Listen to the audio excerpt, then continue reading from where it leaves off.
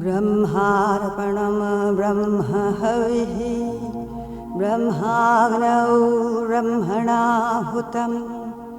ब्रह्मेवतेन गन्तव्यं ब्रह्मकर्म समाधिना एतत् सर्वम् ॐ ब्रह्मार्पणमस्तु ॐ ब्रह्मार्पणमस्तु।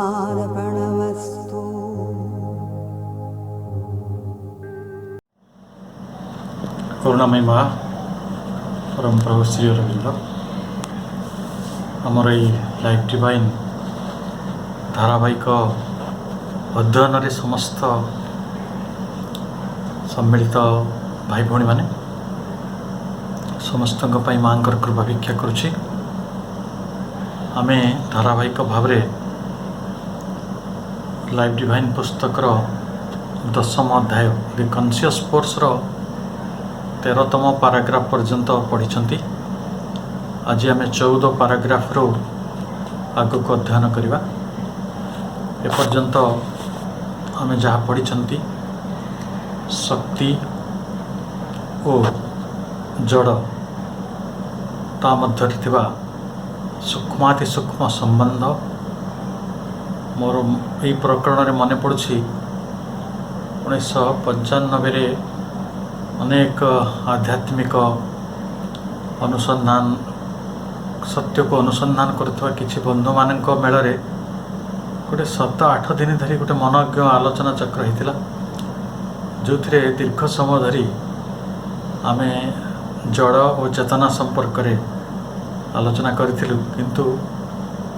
शेष पर्यंत बुझी हो नाला जे जड़ आग कि चेतना आग जदि तार केते वर्ष पर आज ये गोटे सुजोग आम समस्त को मिली ये कथाटी को प्रांजल भाव में बुझीपर श्री अरविंद भली जड़े महान तपस्वींकर जो साधनार फलस्वरूप लाइफ डिवाइन पुस्तक जो मिली आमको से जो सत्य निहित रही से सत्य आमको एक आध्यात्मिक जीवन एवं दिव्य जीवन निकट में पहुँचाई सहज हो विषयटी यपरी थिला। गत पाराग्राफ रे जे जड़वादी माने सब दाबी करती जिते पर्यंत आम मानकर इंद्रिय नहीं तेबे चेतना मध्य नहीं। इंद्रिय को आधार करी चेतनार निर्माण है किंतु श्री अरविंद कहते विज्ञानर बहु आविष्कार एवं बहु उपलब्धि आमको एक कथा प्रमाणित कर दूची जे आमर इंद्रिय गुड़िक हुए तो न थी पारे आम इंद्रिय मान को आधार करी चेतना निर्माण है ना। चेतना अस्तित्वर एक अंतर्निहित गुणवत्ता है कि रही आम मस्तिष्क ठारू चिंता जो भली बड़ गोटे इलेक्ट्रिक इंजिन ठारू इलेक्ट्रिसिटी जहाँ विद्युतिक शक्ति बोली कहे से जपरी भाव में बड़ एवं निरपेक्ष इंडिपेंडेंट से भली आम चिंता जगत सहित आम मस्तिष्कर जो संबंधटी अत्यंत निरपेक्ष अर्थात आम मस्तिष्क नथिले मध्य चिंता राज्य रही थट्स रही युक्ति करते जे गोटे बिना फुसफुस रे मध्य आमे श्वासक्रिया संभव जो भली गछ माने तांको पत्र मानकर जो व्यवस्था अच्छे से भली अनेक इतर क्षुद्र क्षुद्र प्राणी अछंती जो मानक पाखरे मनीष शरीर भली इंद्रिय गुड़िक नहीं किंतु सेमानक पाखरे चेतनार अनुभूति गुड़िक रही जीवनर अनुभूति गुड़िक रही तेणु चेतना टी सब इंटेरियर आग एवं परे जड़ आसुची ये समस्त कथा आम आलोचना करथिले एवं इंद्रिय को सबुबले शक्ति बा चेतना बा अन्य फॉर्म जो चेतना है कि से उद्वर्तित होइछि से ताकू गोटे इंस्ट्रूमेंट भाव रे गोटे जंत्र भाव रे व्यवहार करिसंति। वर्तमान जितेबाला आम 14 पाराग्राफर अध्ययन आरंभ करवा सेतेबाला आम ये लिखा जाउछि मोमेंटस लॉजिकल कन्सिक्वेंसेस फॉलो जे महत्वपूर्ण मोमेंटस लॉजिकल कन्सिक्वेंसेस जोटा महत्वपूर्ण जो लॉजिकल कन्सिक्वेंसेस तर्कमूलक फलाफल गुड़िक आम आग को जाई देखा आसूँ फॉलो कौन आसूँ in the first place we may ask whether since even the mental consciousness exist where we see inanimation and inertia, it is not possible that even in material objects a universal subconscious mind is present although unable to act or communicate itself to its surfaces for want of organs. दीर्घ धाड़ीटी अच्छी आम भांगी भांगी पढ़ुचु जे प्रथम क्षेत्र में आमे we may ask हम पचारि परिबा जे whether since even mental consciousness exist मानसिक जो चेतनाटी चेतनार बहुत स्तर कथा आम आलोचना कले जो भली फिजिकल कॉन्शसनेस वाइटल कॉन्शसनेस से भली मेंटल कॉन्शसनेस मानसिक चेतनाटी थिबो किंतु आम देखुचु जो जड़ बा निर्जीवटा तक आम देखुचु वी सी इनानिमेशन जड़त्व बा निर्जीवत्व आउ एंड इनर्शिया जड़त्व it is possible that even in material objects of the universal subconscious mind is present ताले गोटे विश्वगत अवचेतना वस्तु जगत रे बा जड़ जगत रे अच्छी किंतु सेटा प्रकाशित हो नहीं although unable to act or communicate सेटा क्रिया करिया पई बा ताको बुझी हला देखिला भली परिस्थिति आसु नहीं ताको कम्युनिकेट करी हो नहीं ताको प्रकाशित करी हो नहीं कहीं कि ना itself to its surface as for want of organs ई जड़रू प्राण जगत तैयारी हला प्राण जगतटा कौन कला ना सी मानसिक चेतना को बा प्राणिक चेतना को बा शारीर चेतना को प्रकाशित करिया पई गोटे ऑर्गन सब पाइला जेते पर्यंत प्राणी आसी नाही जीवन आसी नाही सेते पर्यंत यही चेतना गुड़िक रही अवचेतन हो रही सेटा इनहेरेंट हो रही अस्तित्व जो इनहेरेंट कथा कह जाउची अस्तित्वटी भितर अंतर्निहित हो रही किंतु सेटा ऊपर को उठी आसला भाई आज ये आम बुझीपारचु जानीपारचु चेतनार क्रियाटी को मानसिक चेतनाटी को तो से भली हो नथिला तार कारण होचे आम पाखरे से भली वांट ऑफ ऑर्गन्स से निर्दिष्ट अंग प्रत्यंग बा जो इंद्रियटी नथिला तेणु is the material state and emptiness of consciousness तेणु प्रश्न हम ताले जो जड़ जगत कहले आम जहाँ बुझुचु बा वस्तु सकल को आम जो बुझु आम पाखे ये आलमीरा अच्छी चेयर अच्छी टेबुल अच्छी ये समस्ते कौन प्रकृति पाखे किसी माने चेतना शून्य एम्प्टीनेस पाखे रही कि एम्प्टीनेस ऑफ कॉन्शसनेस समस्त को से लगे मु बार कहूँ जो श्री अरविंदर दर्शनर अयमारंभ पूर्वर जड़ को एकाथरे गोटे चेतनाहीन गोटे एंटिटी बा सत्ता भाव रे आमे अभिहित करि आसुतले एवं जड़ को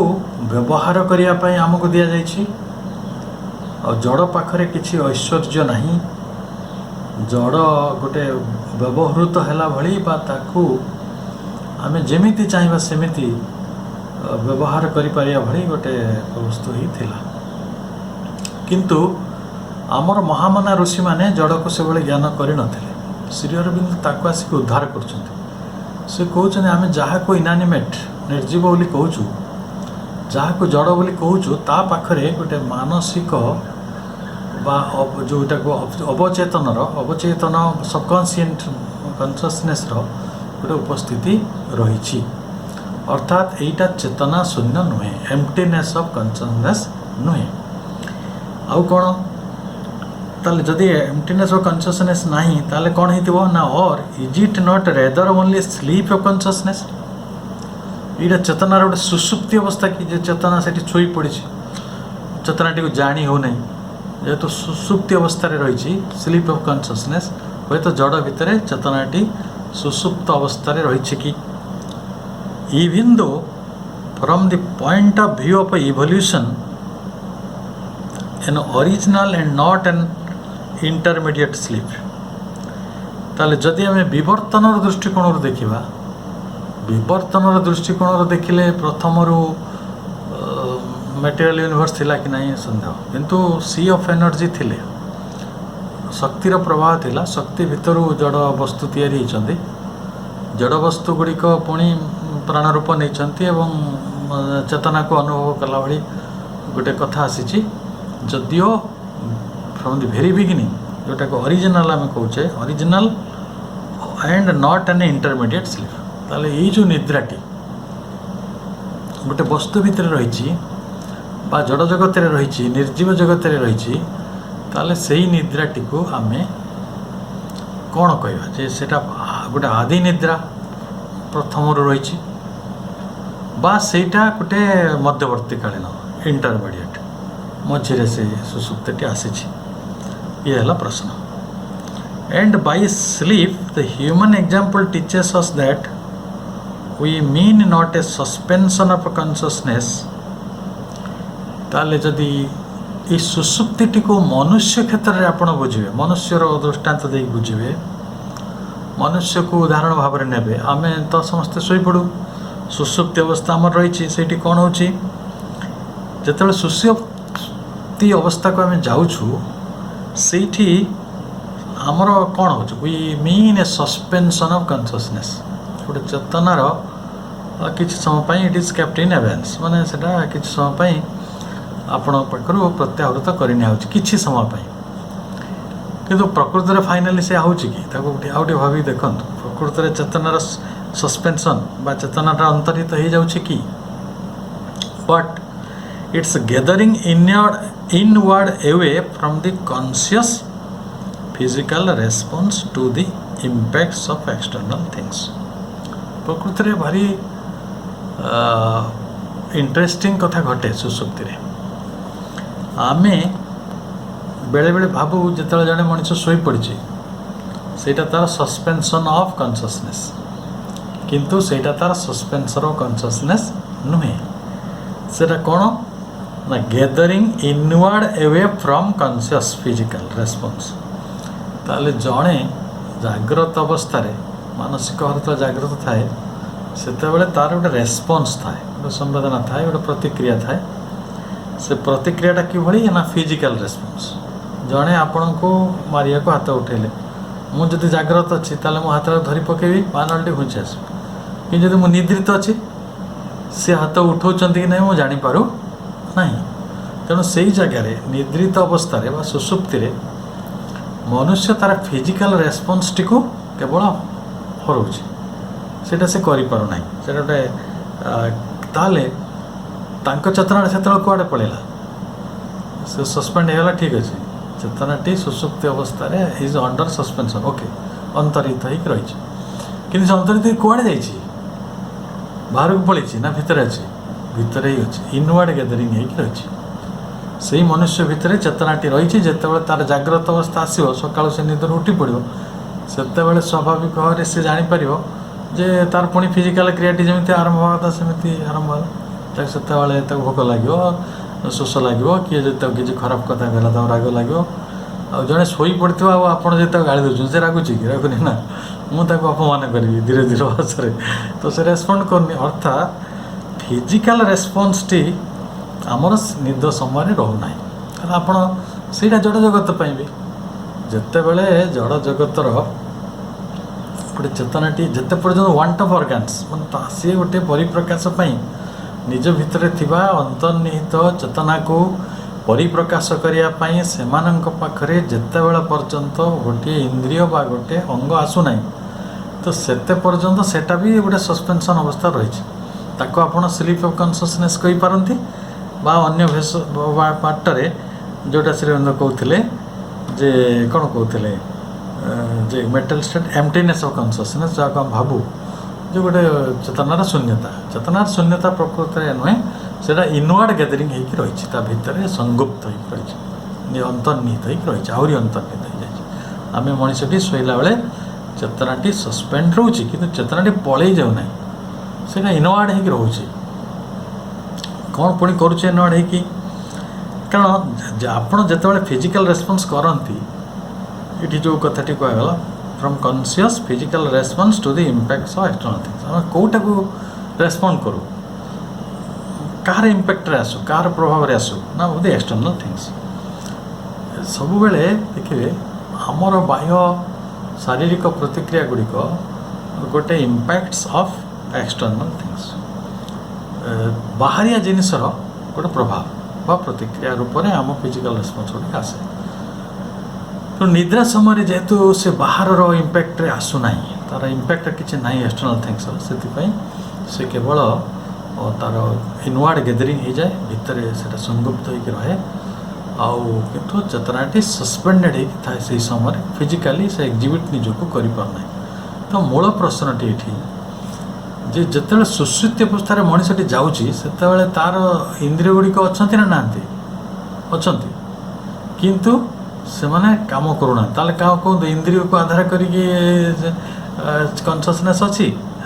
नुहे इंद्रिय को से व्यवहार करुच्ची कॉन्शियसनेस किंतु consciousness is much bigger than our so called instruments तेणु आम आग को जा and is not this what all existence is that has not yet developed means of outward communication with the external physical world ताले आमर निद्रावस्था आमर चेतना आदौ अंतरित हो जाऊना बहिर्जगतर स्पंदन प्रति आमर चेतनार बा स्थूल प्रतिस्पंदन गुड़िक सेते प्रत्याहृत और समाहित होइकी रहुछि वर्तमान प्रश्न उठिला जे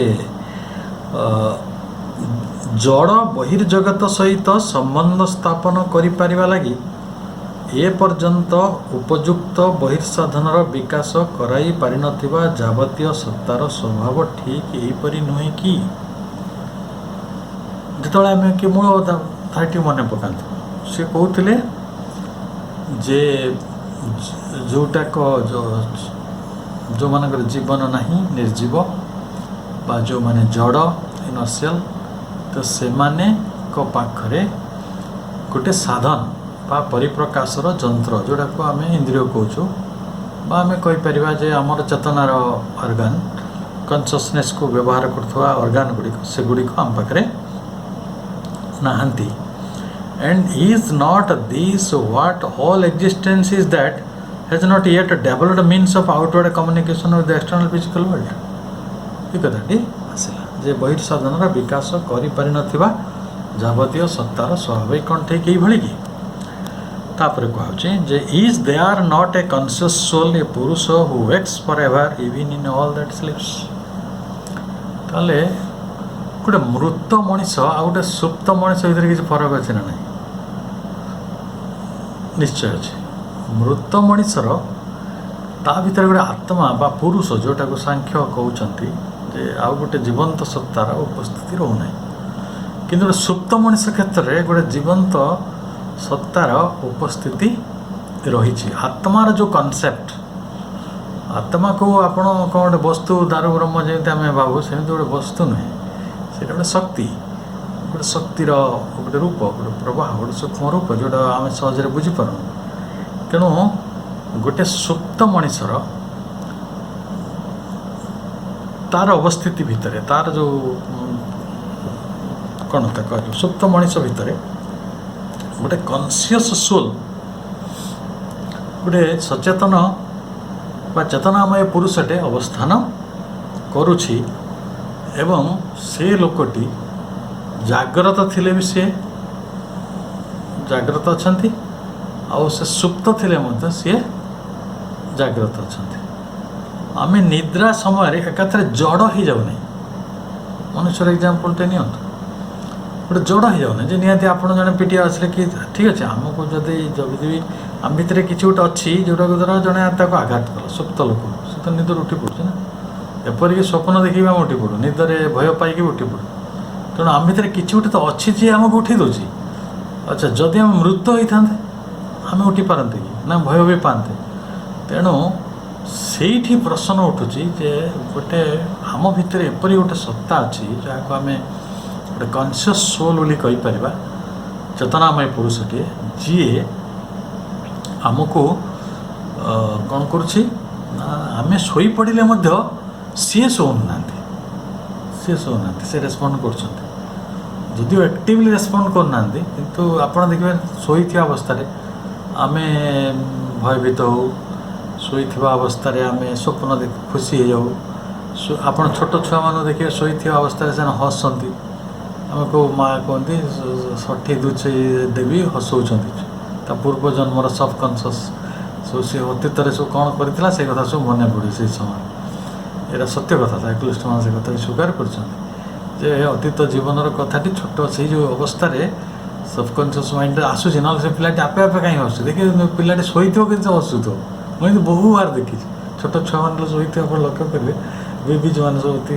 शुअती क्रेडल तो से सब हसुता आम माँ मैंने कहते षठी देवी हसौं तो यही गोटे आम शोई पड़े आम भितर गोटे जाग्रत सत्ता रही अथवा जाग्रत पुरुष रही कनसीयस से सी एलिव अच्छा से कहते आम आहरी आग को आलोचना कर we can go further when we speak of subconscious mind we should mean by the phrase a thing not different from the outer mentality बहुत समय आमर ये अवचेतन मन को नहीं बहुत द्वंद्व थाए बहुत प्रश्न थाए प्रकृत कौन हुए आम भावुचु ये गोटे जटिल कथा गुड़ाक या आम वीकेंड साई हुए आम पलि जापर कि आप पढ़ाई पारे कहीं कहले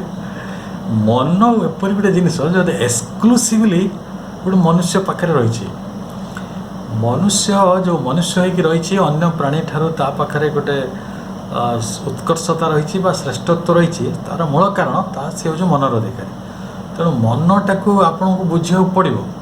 आप माने जन्म जन्म धरी पलि जापारती किंतु फाइनाली दिने ना दिने से मन हाथ में आपन को धरा देवे आम भागवत गोटे छोटिया धाड़ीटे मन पकाऊँ मन तोहर निज गुरु उद्धव केते तू पचार जिते पर्यंत आम मनटी को बुझीना सेते पर्यंत आम आध्यात्मिक अस्तित्वटी बुझा आमको कष्ट हो तेणु मनर जो रूप गुड़िक आपन को कहगला गोटे हूँ अवचेतन मन सबकनसीयस माइंड से सबकनसीयस माइंड को नहीं आम भितर अनेक प्रश्न आम कहूँ सबकनसीयस माइंडटा अवचेतन मनटी आमर यो चेतन मन ठारू बहु विशाल कहीं कहले अवचेतनटा को आम जन्म जन्म धरी अतीत जन्मर अनुभूति गुड़ी को संग्रह करके आनीचु जो मुझे गोटे उदाहरण देती साइकोलॉजिस्ट मैंने कहते गोटे बड़ पुष्करिणी अधिक भाग हूँ पंख कम भाग हूँ जल जदि जल थी 6 फुट ताले पंख थी 15 फुट ताले से ही गभीरताटा हूँ अवचेतन ताले से अवचेतनटा को आम कौन बुझू ना ये डिफरेंट फ्रॉम आउटर मेंटालिटी किंतु ताहा नुहे आम आउटर मेंटालिटी भितर से भी मिसिक रही से एकाथरे एक्सक्लूसिवली अलग स्तर नुहे देखिए आम जीवनर अनेक कथा आम संस्कार भितर को नियंत्रण करे आम चिंता जगत से संस्कार आम कौट आनीचे पुराणा जन्म आनीचे सबकनसीयस तेणु अनेक समय सबकनसीयस आमर प्रेजेंट चेतना को प्रभावित करती तेणु श्रीमती क्लीयर कर not different from the outer mentality जहाँ सबकनसीयस लेवल भी से माने एकाथरे सामान ना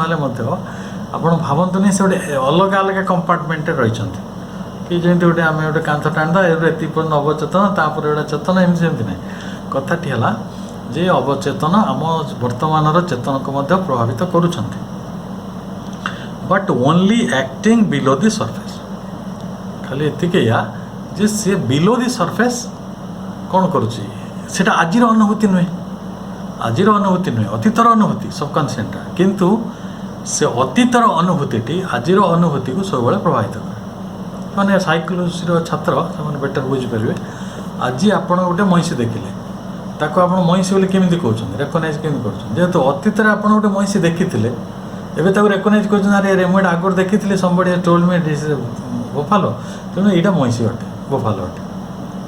ଏମିତି ଆମ ଜ୍ଞାନଟା ଆସୁଛି। ପୁରୁଣା ଅନୁଭୂତିଟିଏ ନିଶ୍ଚୟ ଆମ ପାଖରେ ଅଛି, ସେ ପୁରୁଣା ଅନୁଭୂତିଟି ଆଜିର ଅନୁଭୂତିଟାକୁ ପ୍ରଭାବିତ କରୁଛି। ତେଣୁ ପୁରୁଣା ଅନୁଭୂତିଟା କେଉଁଠି ଅଛି? ବିଲୋ ଦି ସର୍ଫେସ୍, ପୁରା ସାମ୍ନାରେ ନାହିଁ, କିନ୍ତୁ ସେ ଅବଚେତନ ହେଇକି ନିମ୍ନରେ ରହିଛି, ନିମ୍ନ ଭାଗରେ ରହିଛି। ଆଉ କ'ଣ କରୁଛି ନା, but not only acting below the surface, ଅନ୍ତରାଳରେ କାମ କରୁଛି ଅନୱନ୍ ଟୁ ଦି ୱେକିଂ ମେନ୍, ଯେ ମନୁଷ୍ୟର ସେ ଗୋଚର ବାହାରେ ରହିଛି। ଜଣେ ବିଶିଷ୍ଟ ଲେଖକ ଅଛନ୍ତି, ମୁଁ ସେ ବହିଟି ଖୋଜିଥିଲି, ପାଇଲିନି ମୋ ଲାଇବ୍ରେରୀରେ, ମୁଁ ଅନେକ ଦିନ ତଳେ ସେ ବହିଟି କିଣିଥିଲି। ସେ କହୁଛନ୍ତି ପୃଥିବୀର ଶକ୍ତିଶାଳୀ ମନୁଷ୍ୟ କେଉଁମାନେ ଜାଣିଛନ୍ତି? ଦ ମୋଷ୍ଟ ପାୱାରଫୁଲ୍ ମ୍ୟାନ୍, ଯେଉଁମାନେ ତାଙ୍କ ଏଇ ଅବଚେତନ ବିଷୟରେ ଜାଣି ନିଅନ୍ତୁ। କାରଣ ଅବଚେତନଟା ମଣିଷର ଗୋଟେ ଟ୍ରେଜର ନୁହେଁ। ଜନ୍ମ ଜନ୍ମ ଧରି ଆମେ ବଞ୍ଚିଥିବାର ଅନୁଭୂତି ଗୋଟେ ସାଇତିକି ସେଠି ଆମେ ରଖିଛନ୍ତି। ସେଇଟା କେତେ କେତେ ଆମକୁ ସାହାଯ୍ୟ କରନ୍ତା ଯଦି ଆମେ ସେ ଅବଚେତନ ଭିତରେ ପ୍ରବେଶ କରନ୍ତେ। ଧ୍ୟାନ ଜରିଆରେ, ତନ୍ତ୍ର ଜରିଆରେ ଅବଚେତନ ମଧ୍ୟକୁ ପ୍ରବେଶ କରିବାର ବ୍ୟବସ୍ଥା ଭାରତୀୟ ଯୋଗ ବ୍ୟବସ୍ଥାରେ ଥିଲା, କିନ୍ତୁ ଆମେ ତାକୁ ବହୁତ ପଛରେ ଛାଡ଼ି ଆସିଛେ। ଆଜି ବି ଆମେ ଗୋଟେ ସୁପରଫିସିଆଲ ଲାଇଫ୍ ମେଣ୍ଟେନ୍ କରିବାକୁ ଚାହୁଁଛୁ। ଛୁଆମାନେ ଦିନ 12ଟା ଶୋଉଛନ୍ତି, ବ୍ରହ୍ମ ମୁହୂର୍ତ୍ତ ଗୋଟେ କ'ଣ ଧ୍ୟାନ ପ୍ରାର୍ଥନା ତାଙ୍କୁ କିଛି ଦରକାର ପଡ଼ୁନି। ଆଜିର ଯେଉଁ ସମୟ ଅଛି ବାସ୍ତବିକତା। ତେଣୁ ଗୋଟେ ସେନ୍ସରେ ସେଟା ୱେକିଂ, ଅନନୋନ୍ ଟୁ ଦି ୱେକିଂ ମ୍ୟାନ୍, ସାଧାରଣ ମନୁଷ୍ୟର ଗୋଚର ବାହାରେ ସିଏ ସର୍ଫେସ୍ ତଳେ ଅନ୍ତରାଳରେ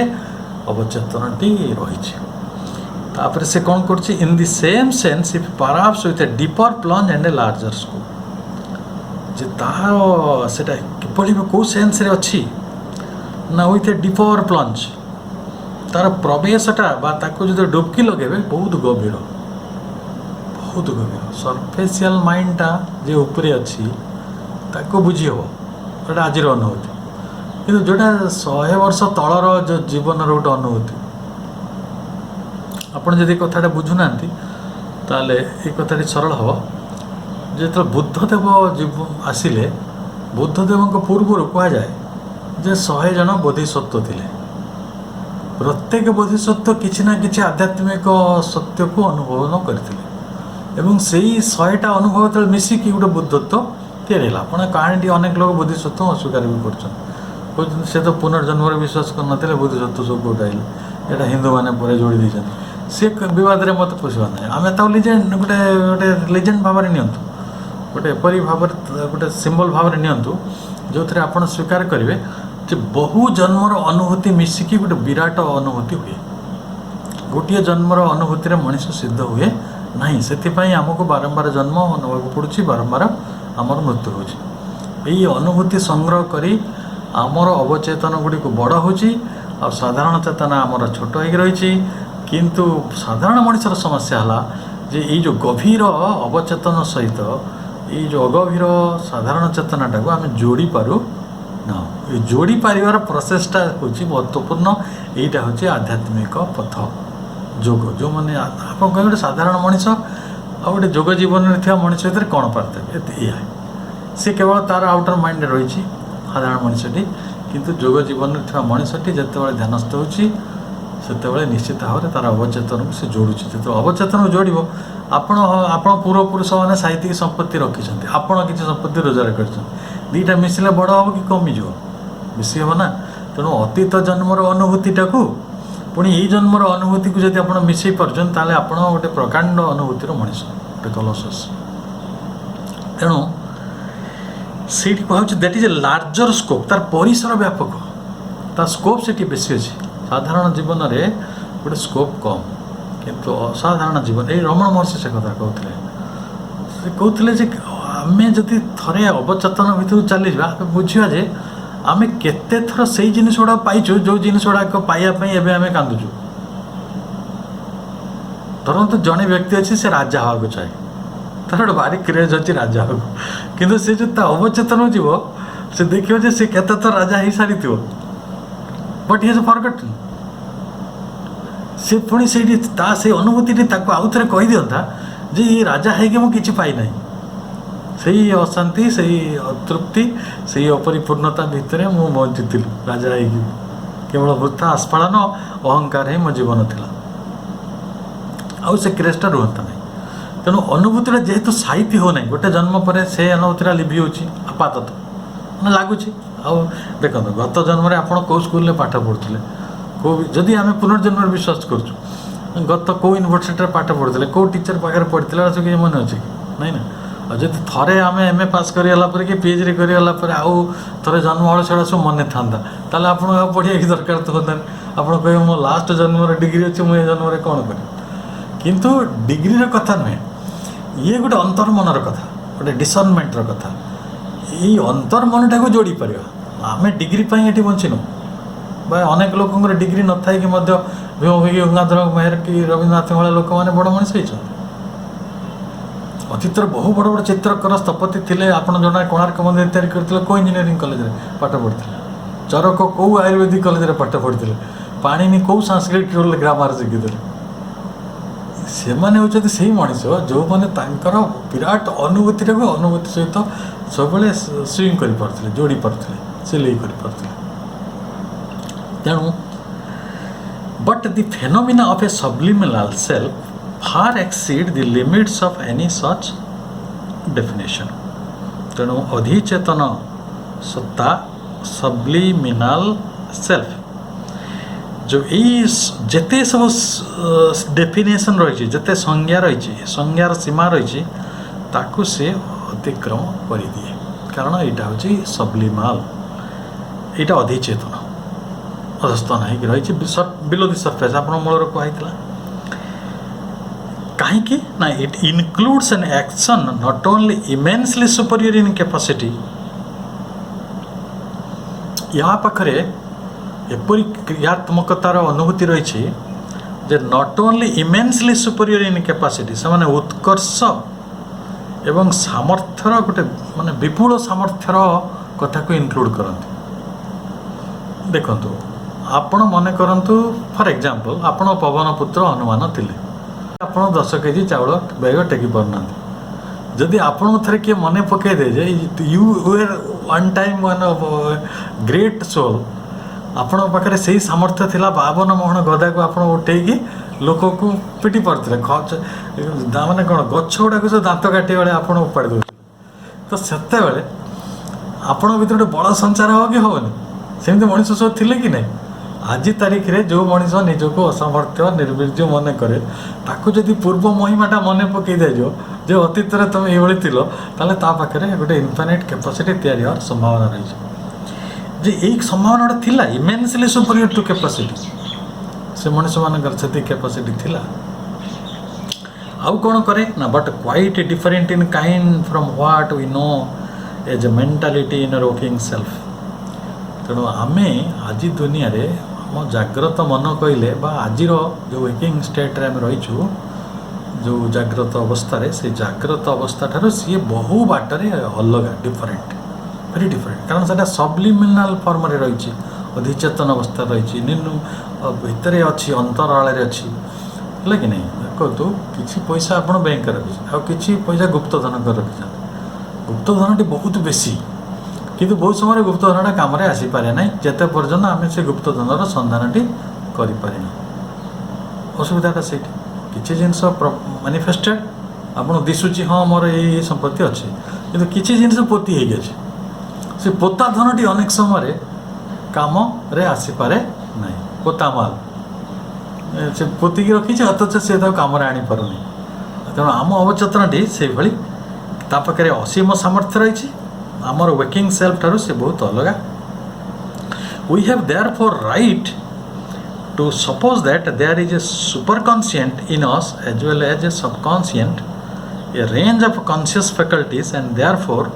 N organisation of consciousness which rise high above that psychological stratum to which we give the name of mentality ये बहुत चमत्कार कथा तेणु जेभली भाव में आम पाखे गोटे अधिचेतन रही से भली गोटे अतिचेतन अवस्था भी रही अच्छा ताले मझे किए रहा ना आमर कॉन्शियस फैकल्टीज आमर जो ऑर्गेनाइजेशन ऑफ द कॉन्शियसनेस आम चेतनार जो गोटे संगठन अच्छे ब्यूटीफुल संगठन रे कौन हुए गोटे हायरकी रही से हायरकी रे कौन ना किछि लोक ऊपर अच्छा किछि लोक मझिरे अछन्ति किछि लोक ता पछुक अछन्ति संगठन तो या ना संगठन किछि लोक आगरू संगठन तैयारी करथिले तापरे वर्तमान किछि लोक संगठन टाको परिचालना करछन्ति आउ पछरे किछि लोक अछन जो माने संगठन टाको परवर्ती समय नेबे तेणु एठी सब्लिमिनाल जो अधिस्तर सी तार पुरातन लोक आज वर्किंग स्टेट जो मेंटालिटी बोले आम कहूँ ऑर्गेनाइजेशन ऑफ कॉन्शियसनेस दृष्टि सेटा आज मानसिकता वा मानसिक सामर्थ्य किंतु आहुरी मध्य ताठार उच्चतर आहुरी गोटे शक्ति रही जे भविष्य में आमको परिचालित करिवो बा से करुछि कहया गले सेटा होछि कोन ना सुपर कन्सिएंट अति चेतन तेणु ये अति चेतन चेतन एवं अवचेतन कथा आपन कहगला एवं एटा होछि organisation of consciousness which rise high above that psychological stratum मनस्तात्विक स्तर जहाँ को आम मानसिकता बा मनस्तत्व बोली बुझुछु and since the subliminal self in us thus rises in superconscious above mentality, may it not also sink in subconscious below mentality? ताले आमको गोटे प्रश्न बहुत प्रभावित करिवो जे आम चेतना वृत्तिर जो सोपान क्रम रहिला जोटा को आम कहूँ रेंज ऑफ कॉन्शियस फैकल्टी से माने आमर जो मानसिक सीमा को जिते आम पार हवा आम मानसिक सीमा को आम जो पार हवा कोटी पहुँचवा जे अति चेतना को उत्तीर्ण हो जो अति चेतना का उत्तीर्ण हवा आमर दुईटा जाक अधिचेतना जोटा सबकनसीयस होकर रही आज जो कनसीयस ये दुईटा जाक सुपर कनसीयस को चलीगले ओडिया रे कहले कष्ट हो इंग्राजी कथा गुड़ सहज अर्थात आम पाखरे अवचेतन अच्छी आम पाखरे जो अधिचेतन बोले आम कहले आम पाखरे आम चेतन रही वर्तमान जो वर्किंग स्टेट ये दुईटा जाक बर्तमान उत्तीर्ण हेले कौटी उत्तीर्ण हेले ना अति चेतना को उत्तीर्ण हेले ताले जदि आपण प्रश्न पचारि पारे जे ये जदि अति मानस को जाई परिबो बा अति चेतना को जाई परिबो ताले एटा अवचेतन कहीं ओल्लै न जीव तल को जाई पारे जे ऊपर को जाई पारे से तल को जाई पारे शून्य विज्ञान रे आपण आकाश रे अछन आकाश रे कोउटा उड़द कोउटा निनो एटा एकदम निज ऊपर निर्भर करे आम आम साइकोलॉजी को जोड़ा मुंड ऊपर जेड़ा ऊपर से पर तो नहीं पारे मु तळ मु आइ शून्य रे कहीं जोल नथि चिंता करें भारी गभीर कथा आम अनेक जो मैंने ईश्वर शक्ति को विश्वास कर पारना मुझे गोटे कथा कहे पृथ्वी गोल आम समुद्र आम पृथ्वी चारिकड़े अच्छे ताले किसी समुद्र तो तल मुहाई अच्छे ना से तो कहीं गली पड़ी पड़ना ईश्वर शक्ति ये कम कर आम अनेक समय तल मुहाई अच्छु कि आम भावुँ आम मुंड उपर आकाश अच्छे से तल आड़ आकाश के ऊपर आड़ आकाश कमी जाने आप गोटे बल को जो पृथ्वी मानती हाथ में धरिक बुझतु से कथा बढ़िया कि बुझे ताले जोटा ऊर्ध्व को जापी से निम्न कहीं न आस तेणु अर्ध उर्ध्व ये प्रश्न रही तेणु से प्रश्न उत्तर श्रीरंद्र केमती कौन दौरान ना are there are not in us and in the world forms of consciousness which are submental to which we can give the name of vital and physical consciousness तेणु विश्व जगत रे मानसिक स्तर रे निम्न देशर चेतनार एकाधिक भूमि रही से भूमि गुड़िक कौन से बुझेले ना गोटे है वाइटल कॉन्शियसनेस आ गोटे है फिजिकल कॉन्शियसनेस आम जोटा को कहूँ से कौन मन चेतना एकदम आम अधिकांश तो मन चेतना सहित परिचित आम प्राण चेतना सहित वाइटल कॉन्शियसनेस सहित बहुत कम लोक परिचित किंतु वाइटल कॉन्शियसनेस हम बहुत काम करूँ आम भोक शोष कामना बासना अनेक जिनस वाइटल द्वारा नियंत्रित किंतु से वाइटल कथा बुझार साधारण मनुष्य पाखे क्षमता न था तेणु अन्यटी हूँ देह चेतना प्राणी मैंने रही पचारत बलद गाई कुकुर जो मैंने सब देह चेतनार अच्छा ସେମାନେ ଯାଇକି ଦେହ ଚେତନା ବିଷୟରେ ପଚାରନ୍ତୁ। ଯେତେ ପର୍ଯ୍ୟନ୍ତ ଆପଣଙ୍କର ମାନସିକ ଚେତନାଟି ଆସିପାରୁନାହିଁ ଆପଣ ଦେହ ଚେତନା ଆଉ ପ୍ରାଣ ଚେତନାଟା ବୁଝିପାରିବେନି। ତେଣୁ ଦେହ ଚେତନା ପ୍ରାଣ ଚେତନାରୁ ଊର୍ଦ୍ଧ୍ୱକୁ ଆମେ ମାନସିକ ଚେତନାକୁ ଆସିଲେ କି ନାହିଁ, ତାହେଲେ ଗତିଟା କୁଆଡ଼େ ହେଉଛି? ଊର୍ଦ୍ଧ୍ୱାରୋହଣ ହେଉଛି ନା ନିମ୍ନ ଆଡ଼କୁ ଯାଉଛି? ନିମ୍ନ ଆଡ଼କୁ ଯାଉନାହିଁ। ଅର୍ଥାତ୍ ସେ ଏଠି ଚମତ୍କାର ପ୍ରଶ୍ନ ପଚାରିଲେ ଯେ ଚେତନାର ଏକାଧିକ ଭୂମି ରହିଥିଲା। ଦେହ ଚେତନା ଥିଲା, ପ୍ରାଣିକ ଚେତନା ଥିଲା, ମନର ଚେତନା ଥିଲା। ଆମେ ଦେହ ଚେତନାରୁ ପ୍ରାଣିକ ଚେତନା, ପ୍ରାଣିକ ଚେତନାରୁ ମନର ଚେତନା ଆସିଲେ, ଏଇଟା ଊର୍ଦ୍ଧ୍ୱାରୋହଣ ହେଲା। ଯଦି ଊର୍ଦ୍ଧ୍ୱାରୋହଣ ହେଲା ଆମେ ବର୍ତ୍ତମାନ ଅତି ଚେତନା ଆଡ଼କୁ ଯିବା କି ଆଉ ଥରେ ଅବଚେତନା ଭିତରେ ଓହ୍ଲାଇବା? ଉଲ୍ଟା ଗତି ଏତେ ସମ୍ଭବ ନୁହେଁ। ତେଣୁ ପ୍ରଶ୍ନ ପୁଣି ସେ ଆଲୋଚନା କରୁଛନ୍ତି, if so we must suppose in the plant and the metal also a force to which we can give the name of consciousness, although it is not the human or animal mentality for which we have hitherto reserved the monopoly of the description. ତାହେଲେ ଚମତ୍କାର କଥା ଯେ ମନୁଷ୍ୟ ପଶୁ ଭିତରେ କିଛି ଚେତନା ଅଛି। ମନୁଷ୍ୟର ଚେତନା ପଶୁ ଭିତରେ ଚେତନା ଭିତରେ ଫରକ ଅଛି ନା ଆଉ ନାହିଁ? ନିଶ୍ଚୟ ଅଛି। କାରଣ ପଶୁ ଭିତରେ ଚେତନାଟା ଦେହ ଚେତନା ଆଉ ପ୍ରାଣ ଚେତନା, କିନ୍ତୁ ମନୁଷ୍ୟ ଭିତରେ ଚେତନାଟି ମାନସିକ ସ୍ତରର। ଯଦି ଏଇଟା ମାନସିକ ସ୍ତରର ତାହେଲେ ଏଇଟା ସମତୁଲ କେମିତି ହେବ? ଗୋଟେ ପଶୁର ଚେତନା ମାନବର ଚେତନା ଭିତରେ ଫରକ ନାହିଁ।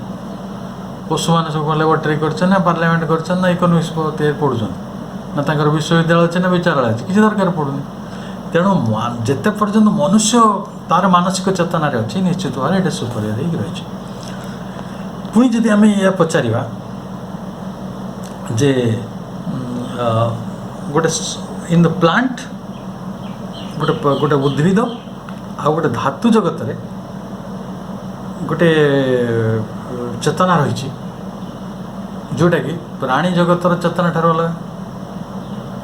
ଦେଖନ୍ତୁ ଗୋଟେ ମେଟାଲ ଗୋଟେ ଧାତୁ ଭିତରେ ଗୋଟେ ଯେତିକି ଚେତନାରେ ସୁପ୍ତ ଅବସ୍ଥାରେ ରହିଛି, ସେ ଖାଲି ୱାଣ୍ଟ ଅଫ୍ ଅର୍ଗାନ୍, ତା ପାଖରେ ଇନ୍ଦ୍ରିୟ ନାହିଁ ବୋଲି ସେ ନିଜକୁ ଅନୁଭୂତି ଦେଇପାରେ। ଆଉ ଟିକେ ବିକାଶ ଯେତେବେଳେ ଆସିଲା ଉଦ୍ଭିଦର ହେଲା, ଉଦ୍ଭିଦ ଠାରୁ ପ୍ରାଣୀଟା ଆହୁରି ଅଲଗା। ଉଦ୍ଭିଦଟାକୁ ଆପଣ କାଟିକି ନେଇଗଲେ ସେ କାନ୍ଦୁଛି କି? ଯଦି ବି କାନ୍ଦୁଥିବ ସେଇଟା ଆମକୁ ଶୁଭୁନି, ଅଛି ତା ପାଖରେ ସମ୍ବେଦନା ଅଛି, ବହୁତ ପ୍ରବଳ ସମ୍ବେଦନା ଅଛି, କିନ୍ତୁ ପ୍ରାଣୀ ଭଳି ନୁହେଁ। ଗୋଟେ ଗଛର ଡାଳକୁ ହାଣନ୍ତୁ ଆଉ ଗୋଟେ ପ୍ରାଣୀର ଗୋଡ଼କୁ ହାଣନ୍ତୁ, there is a big difference. ତ ଯେତେବେଳେ ସେଇଟା ମଣିଷ ସ୍ତରକୁ ଆସୁଛି ସେ ଆହୁରି ପ୍ରକାରେ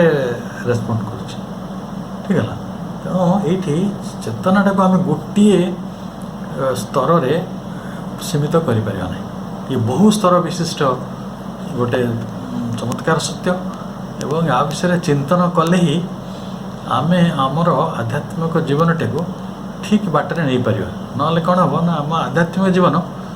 ଗୋଟେ ପ୍ରୋଟୋକଲ୍ରେ ଖାଲି ପରିଣତ ହେଇଯିବ, ଗୋଟେ ପ୍ରକାର ଶିଷ୍ଟାଚାର ବା ଗୋଟେ ପ୍ରକାର ମୋଡ଼ସ୍ ଅପରେଣ୍ଡି, ଏମିତି କଲେ ଆଧ୍ୟାତ୍ମିକ ହୁଅନ୍ତି, ପଇତା ପକାଇଲେ ହୁଅନ୍ତି, ତିଲ କମାଇଲେ ହୁଅନ୍ତି, ଆଉ ସିଏ ମାନେ ଗୋଟେ କୋପିନି ପିନ୍ଧିଲେ ହୁଅନ୍ତି, ଯେଭଳି ଆମେ